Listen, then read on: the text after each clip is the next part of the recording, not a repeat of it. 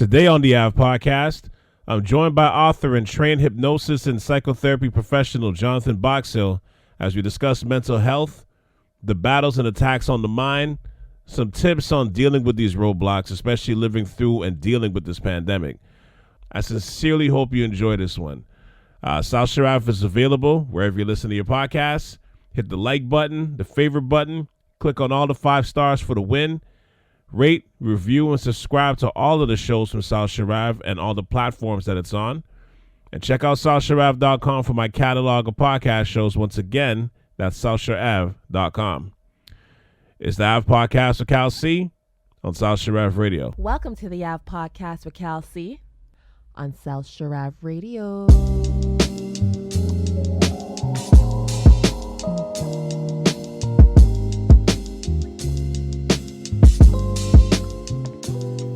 So with everything happening in this COVID era in the last, 20 months or so, we're hoping this era, this COVID pandemic era is starting to finally fade away. But, there's been a cause and effect to everything that's been going on between the lockdowns, people not being able to see their loved ones, the amount of deaths that's occurred, not even COVID related, people losing their jobs and their businesses, their homes, vaccines versus not taking the vaccines. Is taking an effect on a lot of people's mental health in a major way. And we've even discussed this in the past, like it's almost an attack on the psyche of people's minds and mental health. Just from your perspective, John, like what do you think people can start doing just to help fight against that, just for the ones that are suffering? That's a good question. Well, one of the things we know for a fact is that the brain itself is kind of wired a certain way. Mm-hmm. And so it doesn't matter like who you are, or whether this was a crisis situation or not, just in everyday, in your everyday world, the brain is wired negatively. So it's kind of wired for threats. It's wired for protection. But so they call it a negativity bias. So basically, what it is when information comes into our reality, we tend to skew it. You know how they say Google skews information negatively. You'll Google something and you'll pull up a whole bunch of negative stuff comes up first. Yeah. In a search about a company or a certain person. So the brain does the same thing. It distorts things. It deletes things. It blows things up, makes a big deal out of things. It ignores the positive. It highlights the negative. So what I'm saying is that it's easy for negative, scary, crisis situations to seem unmanageable, to seem out of control, to seem overwhelming, to seem very oppressive. We actually make scary-ass pictures in our mind, Mm-hmm. And so we represent things bigger than they are, because to our nervous system, it's that same tiger out there, right? So now fast forward and you bring a situation like what we've had within the last 2 years. So you can imagine if our brains are wired negatively and you bring a crisis situation that impacts people almost to a survival level. Well, not almost, but I mean, in their mind, people's survival is threatened. Right. So people's brains their nervous system is overactive now. They've probably been releasing a lot of those chemicals that can wreak havoc on the body, like cortisol and stuff like that. Right. And so what do? So there's a good book called Buddha's Brain, and I believe it's done by a neuroscientist.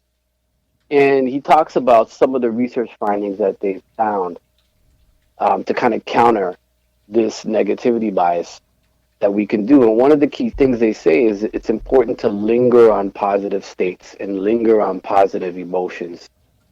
And if you think of it, how many times throughout your day, if you go throughout your day, did you get a chance to linger on something that you enjoy doing? Or maybe there was an amazing memory that brought you back a memory of feeling good and feeling that you could handle things and feeling and remembering that all the good things that's going on in your life. You know what I'm saying? Right. How many times in a day would people experience that? And probably very few, right? Mm-hmm. Probably very few, because people are at work or whatever, they're doing their thing, and then they come home and then they're in go mode. So it's really important to you got to make this a practice. You got to find moments and find times to plug out and linger on good feelings, linger on pleasurable feelings, linger on positive memories, linger on good times. That can start to rewire and form new connections in your brain that can eventually form new habits. So you're trying to so now when certain things come into your reality that are negative, over time, what can happen is you feel a little bit more calm about it. You start to entertain positive options. Because people are stressed or they're overwhelmed, their attention is narrowed, right? Right. That's a stress response, right? Because back in the days they say, oh, you're under, if you're a tiger chasing you and you go into fight or flight, you ain't got time to look at options and I wonder what I should do, or Mm-hmm. How should we analyze the situation right now? You you got to run. Should right? I push Jonathan forward as I run backwards, kind of thing? Right? Yeah. Well, that could be a good plan for you, right? You know what I'm saying? That'll be the best plan for me. But that would be the best, right? So that could be a good plan, not for me, right? Mm-hmm. But you see, I would have another plan, right? And as soon as I see that tiger, it's a wrap, right? So basically, when stress and these stressful situations come, we tend to narrow down our field. We literally have this tunnel vision, and where we can't see options, and a lot of people can't see positive futures. So one of the effects of people's mental health is they can't envision a positive future, especially if they lost their job or their career or whatever has happened. It's hard for them to see, how am I going to get out of this situation, or how is this going to work out for me in the best, because the mind's job is to continually tell you how shitty life is. You know what I'm saying? Yeah. Unfortunately, right? So practicing and lingering, relaxation, of course, is the key. Doing things that can really relax you, and then finding time to enjoy pleasurable things. And see, what happens is people end up binging on quick pleasurable things like sugar rushes, Yeah. or alcohol, or or or even video games that give them that dopamine rush, right? Right. So the problem with that is that's an outside external thing now that you can eventually depend on, right? And a lot of these other things are not healthy over time. So you got to kind of find other things that bring you those feelings of feeling good, feeling pleasure, and that'll start to rewire your brain. You literally have to do that, and you'll start noticing a change. And that's what I do with my clients, or when I'm coaching, is I'll take them through positive memories or things that's working well, and I get them to really stretch that out, like linger in that, feel that. Mm-hmm. Now, how many times you have a good moment with maybe you and your kids, or you and your partner, and we have a good moment, then we let that pass? What if you really talk about that, stretch that out, enjoy it, be in that? That's what they call being in the now. That's what mindfulness is all about, is being in that present moment where you really savor and enjoy the pleasurable, happy moments that can rewire your brain. No, that's interesting, because I know, just to touch on what you were saying earlier, in terms of the stress of people having, losing their jobs and, that type of thing, because you don't think about the future in that moment. You are, but you're thinking it in such a negative light because certain things aren't kicking off right away, or money's not flowing properly, or it's a scary period, right? So that whole thing of your brain just going in that protective mode and just being you're just, it's kind of in that protective zone where you're just afraid of what's going to happen next. So you're kind of thinking, if you're thinking the future, it's more on a negative side, and most of the thoughts are short term, right? So you're thinking, I can't pay my bills, I'm going to lose my house, I'm going to be homeless, I'm going to, I'm not going to be able to afford my car, I'm not going to be able to do anything, for example. So you're just constantly in that mode, and the way the world's was working the last year and a half or the last 20 months, you saw a lot of that from a lot of people, right? Like the mental health aspects of, like, I don't have the statistics in front of me, but like mental health has gone through the roof, and people who normally weren't suffering from these type of things are, like, you're hearing it more and more. Yeah, man, I was down for a while, or it's like, yeah, like, I'm just constantly down, and I think especially during that whole lockdown period that we had last winter, I think it, I always say, I think it grabbed hold of a lot of people. It's a good point you're making, and it's good that you're having this show. A lot of things going through my mind. I'll just speak to what you just said last, because it's really interesting. Because people tend to go in an upward spiral or a downward spiral. That's Right. kind of like how our minds work. So you notice that the first things to go when people are in a downward spiral are the things that they love to do. Mm. When I used to do a lot of counseling and therapy with people. First thing when we're looking at their lifestyle, it's they don't do this anymore. They stop doing that anymore. The simple things.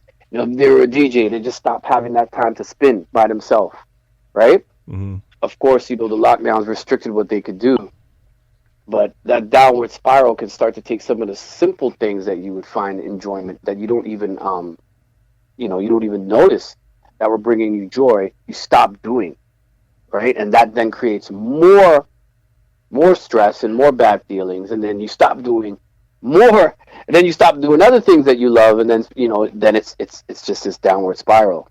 So you got to get yourself on an upward spiral, based on what we're saying, and start to slowly implement the things that you love to do, or even take up something you always wanted to do. Take time. Yeah. I always wanted to do this, or I always want to learn about that. You know what I'm saying? Mm-hmm. Or now that this is the time. That thing that would make you smile. I used to love doing this. I don't do that no more.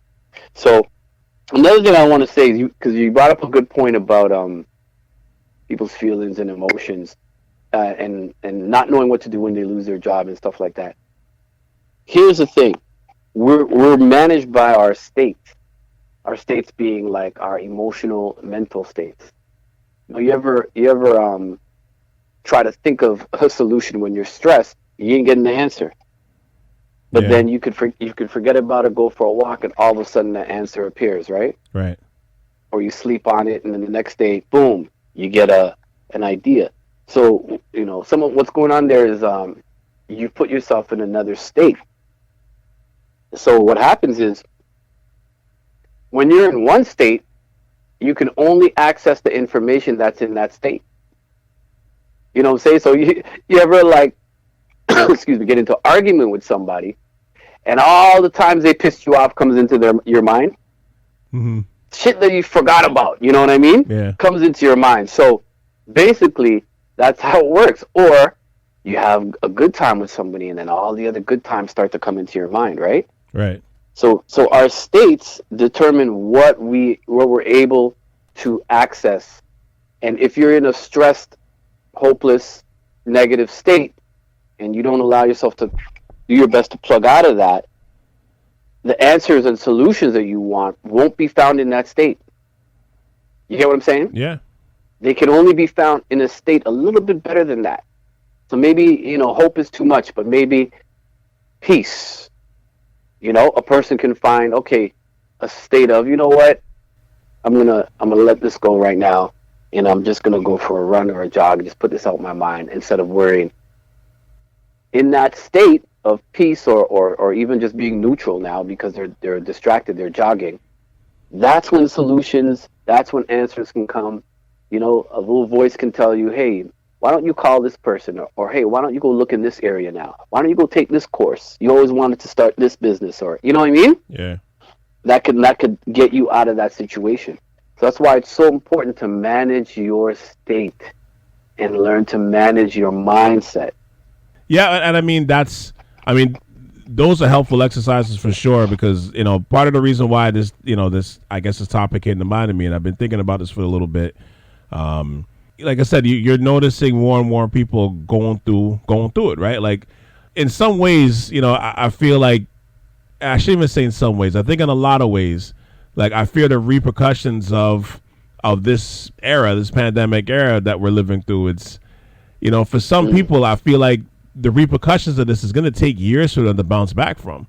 Like, I know, honestly, John, I have friends of mine. I know people that are like, I think it's going to take a couple of years, if not years, to try to reverse some of this, I guess you want to call it trauma, you know what I mean, from everything that's been happening. And for them, like, I think they're going to need like a mental health coach or a psychiatrist, because, as you're seeing now, like, with things opening back up, people don't operate like a light switch, right?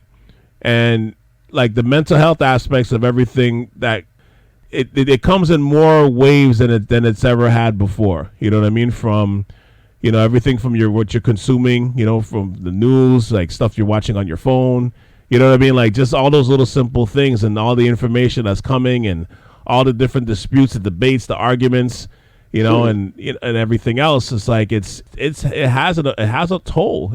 There's a toll to be paid on this. Like when things are opening back, it's like we don't operate in that same space where it's, it's like this light switch goes on and we're just going to go back to normal. Like there's a there's a lot of a cleanup that we have to do, to basically get everybody back on their feet. And it's hard to just, you're open up and everybody's back up. And I mean, and God bless everybody who's still been working throughout this whole time, but for people who's lost their businesses, lost, their jobs, those type of things, it's like there's a residual effect to this, there's a residual effect to this that's not going to go away anytime I soon. agree. I agreed. I think, we're living in a very, very interesting time. And I definitely, like, whoever's listening, get support, get coaching, Absolutely. get counseling, join a group, or reach out to good people that at least can put you in a good space and get your vibration up, get your mood up. It's important, don't be in a silo, don't suffer alone, because there's probably a lot of people feeling the same way. So that is like that's the core message right now, is reach out and get support, because that support can be a game changer. That being said, I'm going to take a different angle on this. I posted something the other day about uncertainty, because that's, everyone's talking about that. We're in uncertainty. Well, truth be told, life is always uncertain. Yeah.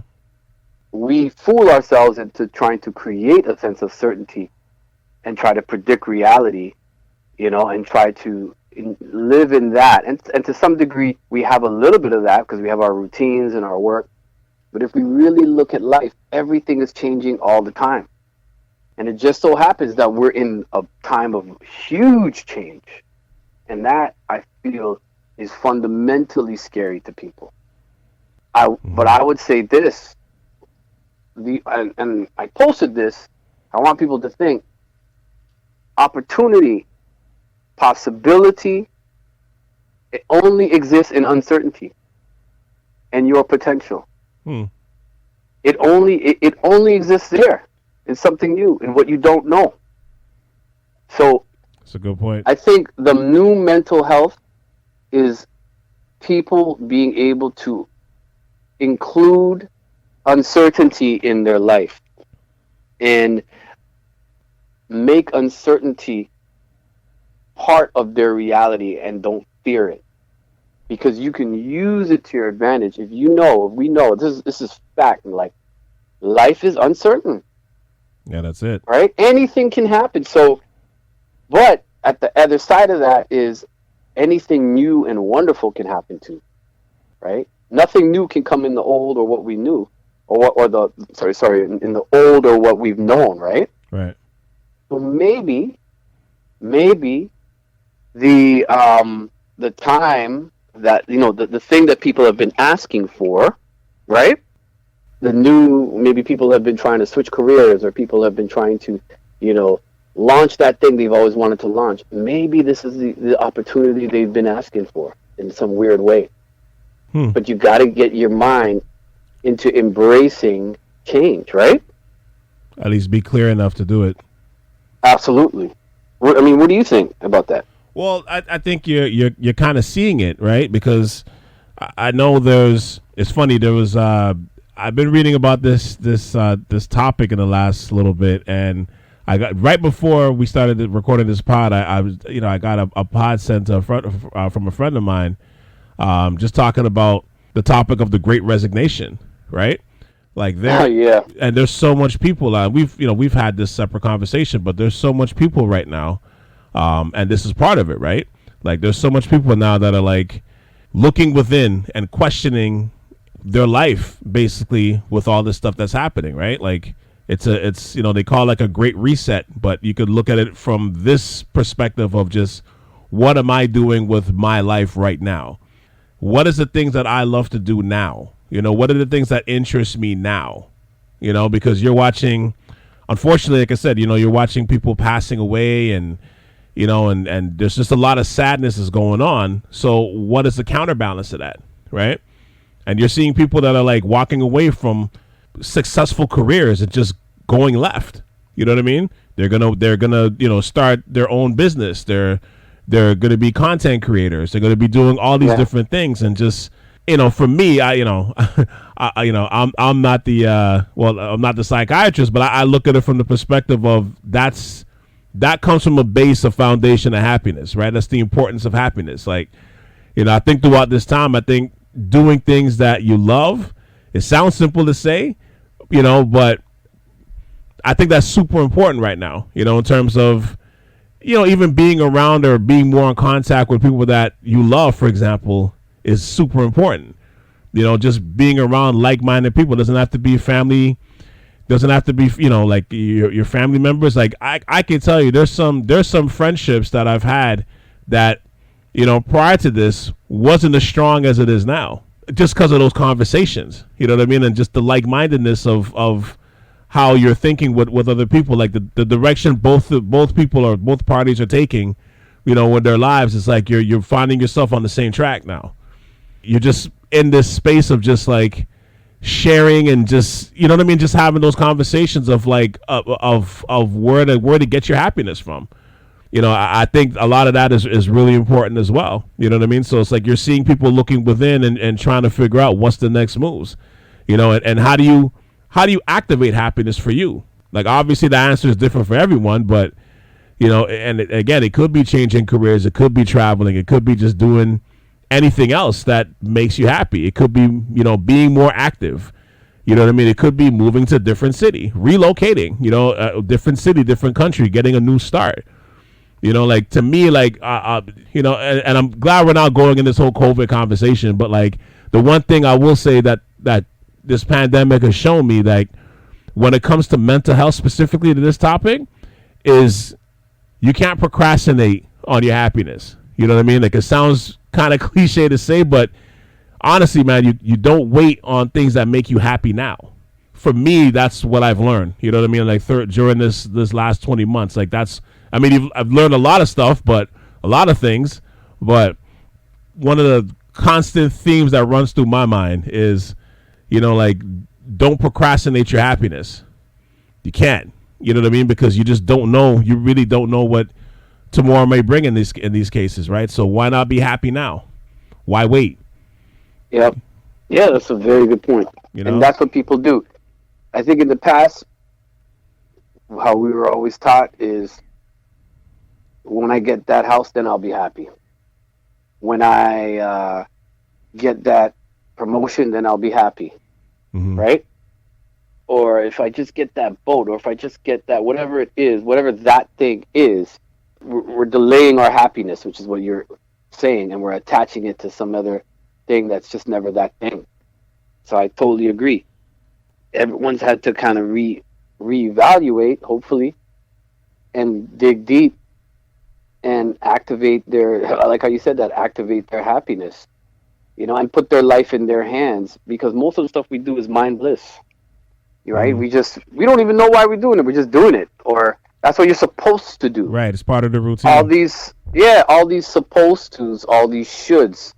It comes again from our left brain, this limited type of thinking, and it kind of cuts out our heart, and it cuts out our intuition. You know, we kind of live by what we're supposed to do and what's correct and how things are done, and we tend to derive happiness from that. It's like, yeah, I got things done, or I'm doing this, or I'm doing something that is logical and is right on paper, and I'm paying the bills. But are people happy? You know what I'm saying? Right. Are they really living in joy?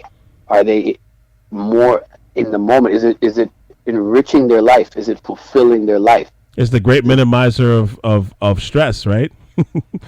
All jokes aside, right? Like, it's the great minimizer of stress. Like, being happy and minimizing stress is great for physical health too, right? Not to cut you off, but keep going. Yeah, it's all intertwined. It's all connected. Yeah. I think that, you know, the new world we're going into, and if people can't see that we're going into a new world, then they have to open their eyes. You have to see. Like, Facebook is rebranding itself, and there's so many changes happening. There's new technology, new information, new everything coming out. It appears that we're in this wave of change. We're in this new type of world. So it's fitting that now is the time you reevaluate everything. Yeah. I would say so. You know, now is the time you really look at, yeah, man, what really brings meaning to my life? Not what, you know, I friggin' built up. See, the problem is a lot of people are living on a house of cards. So they built up a lifestyle that's not really them, or not truly what makes them happy. They thought it was, right? Right. And a lot of those things that they're holding on to actually are burdens to them. But what happens is when it's time for them to let that go, that successful job or that big time title that person got, Mm-hmm. was really a pain in the ass and came with a lot of stress and a lot of turmoil. And basically what I'm saying is, going into this new world, you're going to have to develop new tools and a new mindset. And that's really the key for mental health. There needs to be a new way to address mental health. There needs to be new tools to manage the new world we're in. A new mindset, a new way of being, right? And part of that right now is what you just said. You said it 3 times. Now, what's happening now, what's going on now, is learning to be in the now with yourself, right? Mm-hmm. When you're in the now with yourself, then you can start discovering who you are and what's really important to you. Yeah. And another tool is learning to let go of resisting things. I think that's the biggest source of pain in mental health, is when things are like breaking down in people's lives, or things are not working out in a certain area. They're still trying to hold on. They're still trying to hold on to it, or dwelling on it, or, you know what I'm saying? Now let it go. Yeah. But because they're attached to it, you know, I was attached to, I'm a manager, or I'm a lawyer, I'm a judge, I'm a this, and this is my identity. This is who I am. This is what I get to big up my chest and impress people with that. And if that starts to go, they panic, right? Mm-hmm. What if that's here to free you? And you really discover, oh, you know what? I wasn't even happy there. I didn't even like to be around those people. I didn't even like who I was in those environments. I just learned to tolerate it, and I convinced myself I did. Right. I think that's the big thing when I talk to people. It's actually their resistance to the old leaving. They're actually resisting it, and the ways that they resist it. Because if you're resisting that, then you can't let the new in. Yeah. You're too busy. You know what I'm saying? Yeah. You can't even consider something new happening that's better, because all you think is what you had was the greatest thing. You know. Now, I wanted to, keep this pod relatively short. And I think this is a conversation I think we definitely should have again, in the near future. But just for now, I know this is something that we had a conversation, offline a little while back. You had this concept of like, and I think I mentioned it in the last part that you're on about the concept of balance, right? Like, I remember you said something where it's like, with everything that's happening in this world right now, there's something beautiful on the other side of sadness, on the other side of darkness, right? At the other side of pain, I should say, right? So I want to hear your take on why you believe that. Because I thought, like, it's funny, like, we've had many conversations, but that bar that you said, like, that was something that, like, it resonated with me. You know what I mean? So why do you believe that? Because of my experience and because of what I know about the world and how I've seen the world work. If there's a up, there's a down, there's a left, there's a right, Mm-hmm.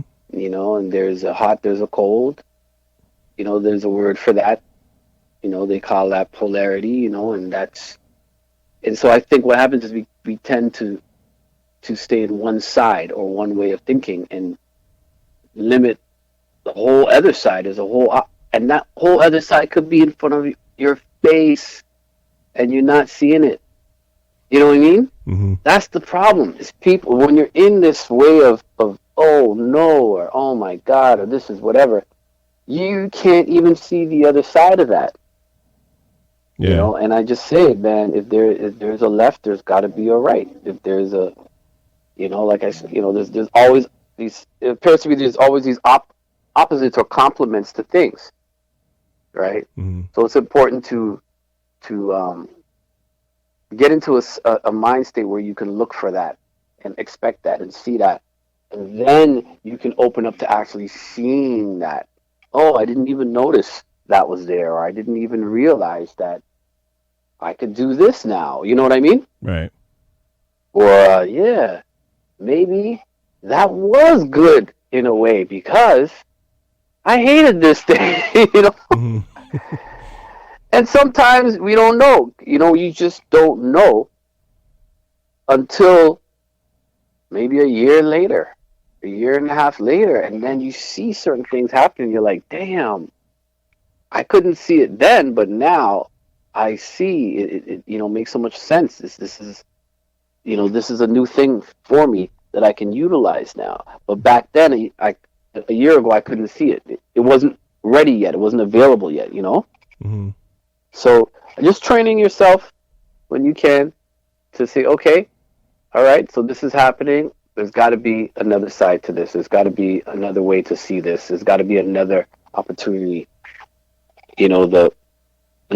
People say in the spiritual community, they say, this is in my favor. Or this is here to bless me, Right. And that's a way of just training them, their perception, because your state and your perception is everything. You ever look for your keys? You're like, where's my keys? And it's right in front of you the whole time. Every other day, at least, I would say. Every other day. Yeah. So you had a negative, we call that a negative hallucination. So you literally blocked yourself from seeing it because you wanted to see it somewhere else. I did that in the mall about a month ago. I'm trying to go to the store and I know it to be in one area. And I'm like, yo, where's the store? Where's the store? It's got to be here. It's got to be here. And because I wanted it to be in a certain area, I didn't realize it was right behind me. And I was laughing. Oh, it happens. Laughing. It happens all the time with my keys. Exactly. Literally all the time. Yeah, because you expect it to be a certain way, so you're only seeing it. So I want whoever's listening to take that in and apply that to life, because that's really pretty much how our mind works. And it's if you're on one train of seeing things or perceiving things, you ain't gonna see the other train. You ain't gonna see the other reality that could be right in front of your face. That's really good, or even better. That's part of fighting this war within, right? Or the things that are coming to, I guess, quote unquote, attack the psyche. Like, these are the things that you do, or I should say these are the things, because this isn't an exercise, but like, these are the things that I guess you kind of look at to kind of like help fight that, right? Like the basically. Yeah, no, you're right. These are the things you do. Yeah. Say it with your chest. These are the things we do. But you, but, but no, but that's where it's at, right? Like these are the things that, like, I think everybody's kind of looking for an answer, right? And I think the answer is different for everybody, but I think that's like one of the foundations is just kind of like what they say, protecting your mental health, but I think it's kind of like protecting your happiness, like and kind of activating it and just looking from within. And it's like to kind of reiterate what I was saying before, it's like what is it you want? Like what do you? It sounds simple, but it's like they always say, like, sometimes the simple answer is the right answer, right? What is it you want? Yep. What is it you want now that will make you happy now? Not 5 years from now. Because the thing is, if it could activate, especially where we're coming from now, if you can activate that now, work on that now, it's like that's going to propel your future. You know what I mean? In a lot of ways. You know what I mean? So. Absolutely. And it's actually going to inform your future. It's actually, this is actually a way to, it's a whole other conversation, but this is actually a goal training process. Is you use that energy, that passion to inform your decision, or at least your direction. That you involve it in your goal process. A lot of people don't, right? Or they think they do, right? Mm-hmm. But they don't. So that becomes your compass, because it's like, oh, I'm moving in that direction, and it's revealing answers and steps to me. Right. And so here's one of the things that one of my coach teachers used to tell us all the time is, you just ask yourself, what's the smallest next step? That's it.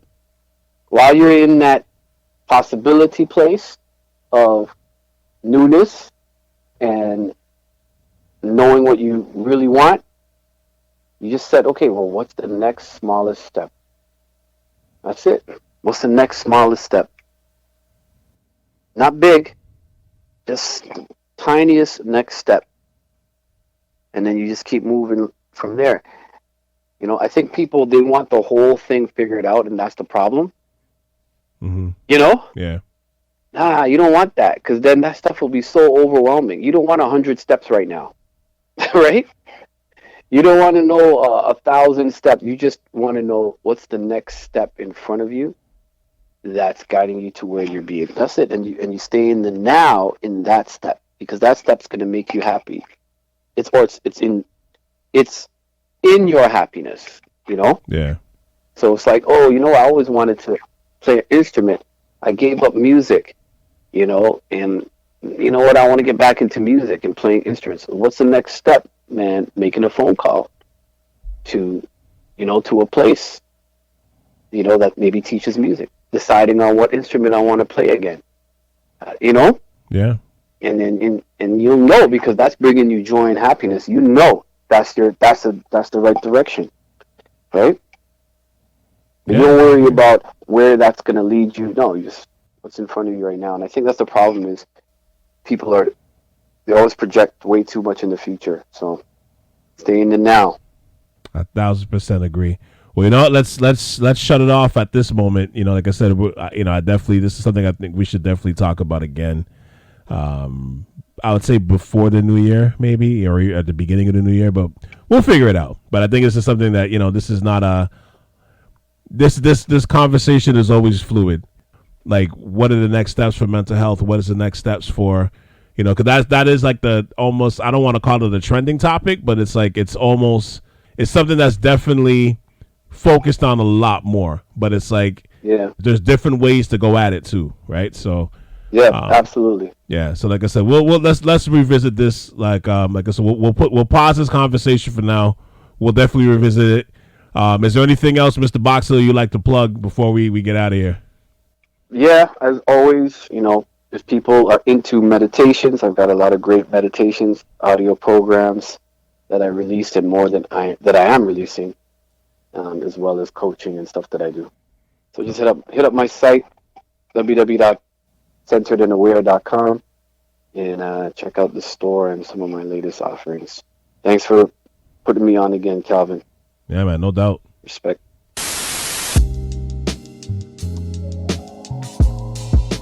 Thank you for listening to the latest episode of the Ave Podcast. I appreciate you all for tuning in. Special shout out to Jonathan Boxill for hopping on the Ave to sharing this mental health conversation. I'll be back next week with a couple of episodes. I'm thanking you for the support as always. Hit the like and favorite buttons. Continue to rate, review, and subscribe. Leave comments on this one, please. And share with your peoples. But for those that are going through it, don't be afraid to talk with somebody that can help work through your obstacles, even if it's a friend or a loved one. And don't be afraid to be on the other side of that call either. You never know how your words can help someone who's going through it. It's a never-ending battle with mental health. You got to continue to be able to push through and just to fight for yourself by any means. Talk to whoever you need to talk to in order to lift that pressure off of you. We all need that. And remember, you're not alone. For Jonathan Boxill, this is Cal C, and you just tuned into the Ave Podcast on South Shore Ave Radio. All right, until next week, we out.